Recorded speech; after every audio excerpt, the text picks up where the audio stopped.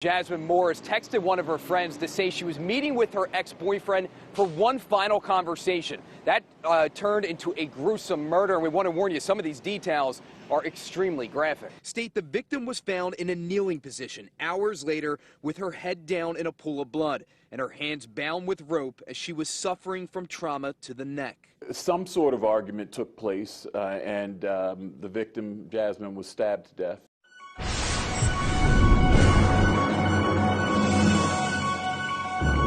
Hi, this is Eric J coming at you with street news. No, we ain't professional and neither is this story. So look, 22-year-old Christopher has been sentenced to 43 years in prison after killing his ex-girlfriend, 20-year-old Jasmine. So look, according to the reports, a friend of Jasmine said she texted me Monday and told me, "So Chris wanted to talk to me today, right? I'm meeting him at this football field. I think this is going to be our last conversation.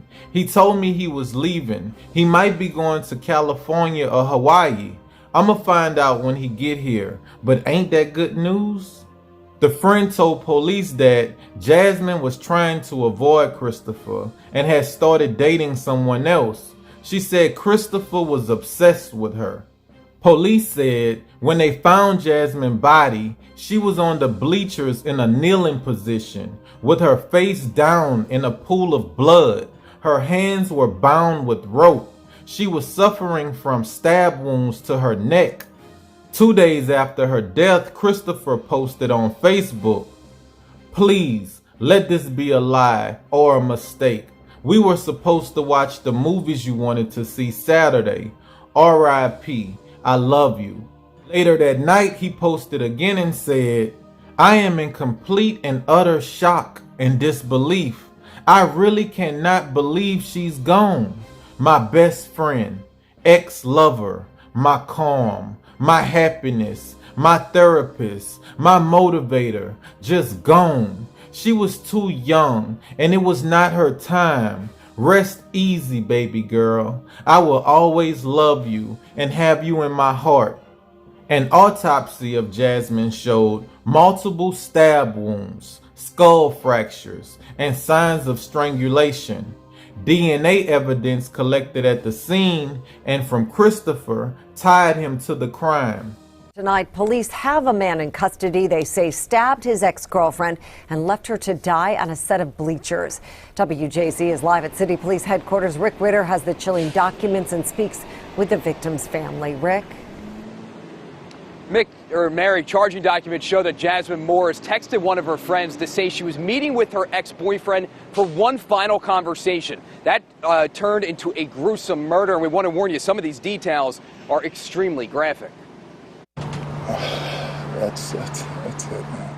Kimmy Morris is at a loss for words. His little girl, Jasmine, whose face could brighten up any room, was brutally murdered in Northeast Baltimore. She's an angel. She's an angel, and I'm quite sure people that know her or knew her will say the same. Police say it was Christopher Rather, Morris's ex-boyfriend, who stabbed the 20-year-old to death on a set of bleachers. Well, it's shocking because of the location, but what's not shocking and what's sad is this is a domestic-related situation. When Morris didn't return home Monday night, she was reported missing. Friends pointed detectives to the football field where Morris said she was meeting Rather for one last conversation. Charging documents obtained by WJZ state the victim was found in a kneeling position hours later with her head down in a pool of blood and her hands bound with rope as she was suffering from trauma to the neck. Some sort of argument took place, and the victim, Jasmine, was stabbed to death. When police were searching for answers, Rather posted on Facebook with pictures of him and Morris, saying, "I'm not trying to believe it. Who would take my best friend away from us like this?" According to the documents, Rather stated he had 2 alibi witnesses, but stories didn't match up, and one later admitted that Mr. Rather asked the witness to lie for him. Jasmine, really an angel, multi-talented. She sang. Police say there was no reported history of domestic violence between the two, but an obvious sign that even a relationship on the rocks can quickly turn into a senseless tragedy. We see it all too often, and it graduates in baby steps and gets to a point where we're talking about a situation like this. Listen, Being in love at 20 and 22 is hard. You still believe that you got to give the other person closure after a breakup.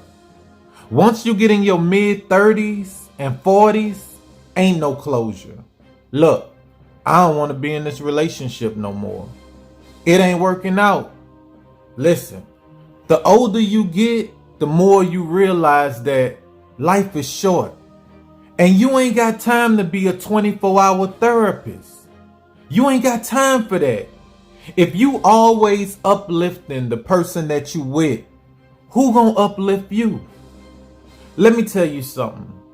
A person being obsessed with you is not cute. That's crazy.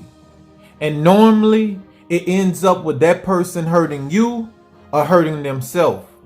Jasmine's friend said that she was trying to avoid Christopher.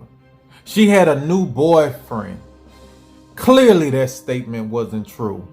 And when she texted you about meeting him, you should have texted her back and said, I thought you had a new dude. Why you meeting Christopher? How your new dude gonna feel about that? Do he know? You told him you and your ex-boyfriend still friends? You know, the one that was obsessed with you?